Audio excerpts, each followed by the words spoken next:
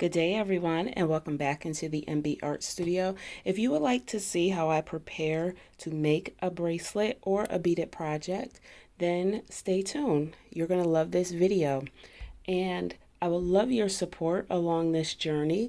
So please don't forget to give this video a thumbs up, comment on something that you liked in the video or something you may have a question about, and also if you could subscribe to this channel and maybe share this video with someone else who you think may enjoy it. So let's get right into it. So when I'm preparing to make a bracelet or some type of project that's requiring beads, I like to get a few small dishes and lay everything out. My table has this blanket on top of it, so it has the texture already of a beading mat. As you can see, all of these kind of stay where they're at, so I don't have to worry about that. And I tend to use like all of my space around me in one way or another. So here I have some memory wire that I've already cut and made a loop on one end. I had this sitting for a while. I didn't know what I was going to do with it yet, so I was gathering things up. Then in one of my cleaning spurts, I found this package of beads. This was actually a waist bead that I had made some years ago, and then it popped, I believe, and then I took it apart and just saved all the beads for another project. And I mean, this was probably maybe 3 or 4 years ago. So I just had them. I came across and I like the colors. It kind of reminds me of like honey, but also maybe a sunset color. It looks a little bit topazy and it's sparkly. I love things that are sparkly.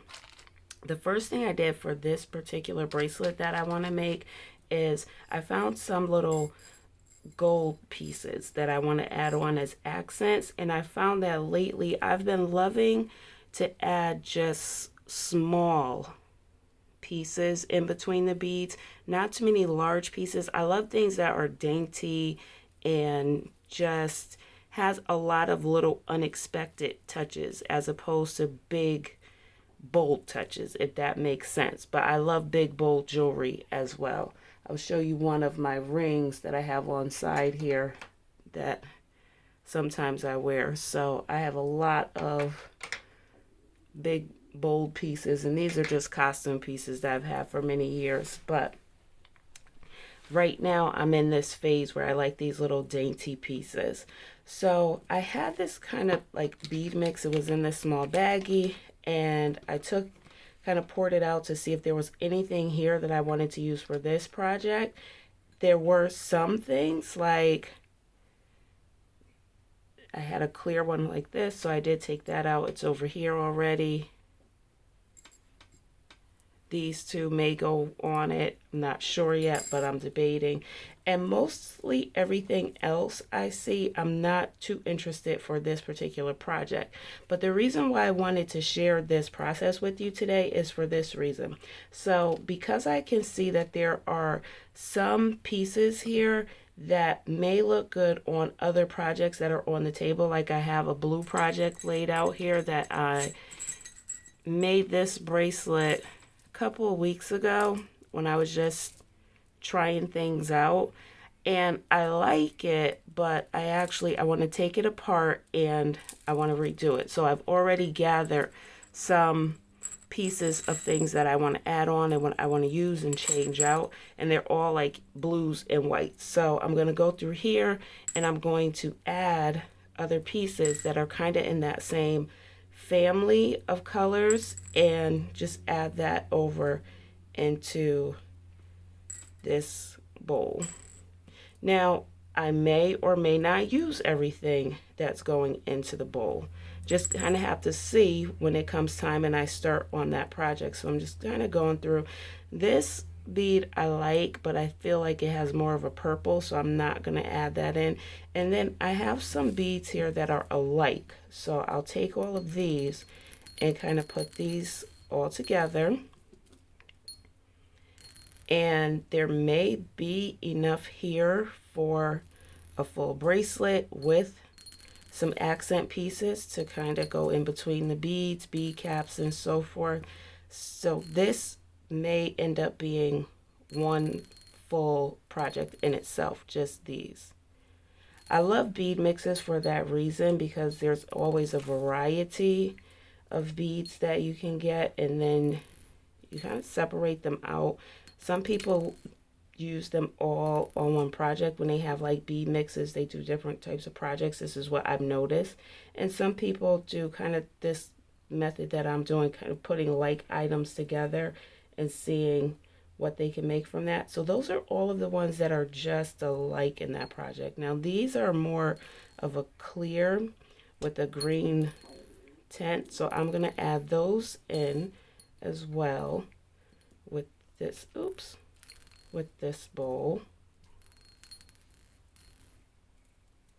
And again, I'm thinking this alone may be a project of all small beads, and I'm just kind of looking through and seeing if there's anything else that's catching my eye that may possibly go in there. And I mean, now's a good time for you to comment and say like, hey, you overlooked that one and it looked like it could go in with what you had, because I'm actually new to this whole bracelet making, jewelry designing, so I'm playing around. I'm getting used to the materials. I'm getting used to how to use them, how they work together.